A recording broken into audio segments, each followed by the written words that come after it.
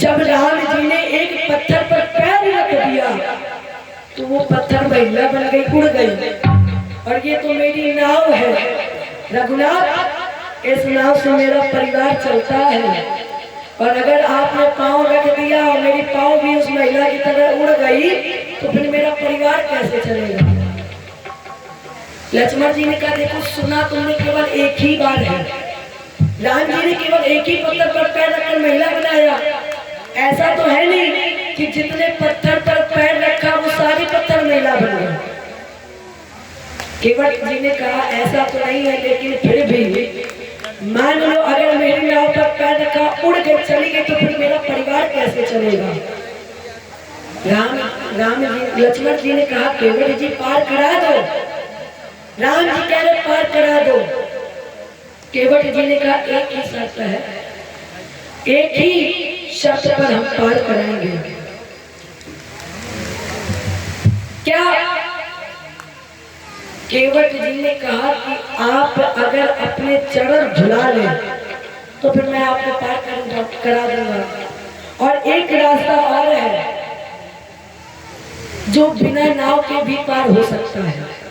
आप थोड़ी दूर किनारे किनारे चलिए, एक ऐसा घाट मैं जानता हूं, वहां केवल कमर तक पानी है, वहां नाव की आवश्यकता ही नहीं है। आगे आगे लाठी लेके चलूंगा मैं और पीछे पीछे पैदल आप चलना। और इतना ही नहीं लगना तो चलूंगा तो मैं रात्रि में ही चलूंगा, दिन में नहीं चलूंगा। लक्ष्मण जी ने पूछा क्यों?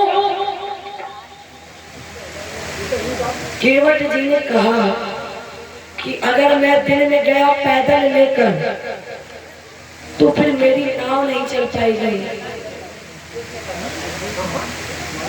इसलिए मैं लेकर जाऊंगा तो रात्रि में ही लेकर जाऊंगा और वहीं से ले जाकर आपको पैदल पार करा दूंगा। क्योंकि सबको अगर पता चल गया तो फिर मेरी नाव में आज के बाद कोई बैठेगा नहीं, मेरी रोजी रोटी चली जाएगी और दिन भर आप प्रतीक्षा करो, हम रात में ले जाएंगे। लक्ष्मण जी बोले हम प्रतीक्षा नहीं कर सकते, हमारे पास इतना समय नहीं है कि हम दिन भर प्रतीक्षा करें और रात में जाएं। तो केवट जी ने कहा तो फिर झुलवा लो, हम मना थोड़ी ना करें, चरण झुलवा लो और फिर हम पार कर देंगे।